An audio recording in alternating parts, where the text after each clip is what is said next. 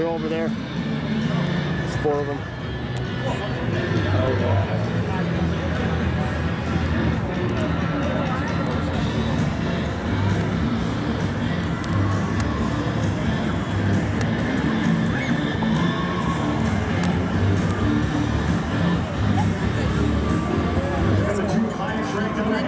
From Springville, New York, Marco Quinn. And the gentleman who holds the national record in this event.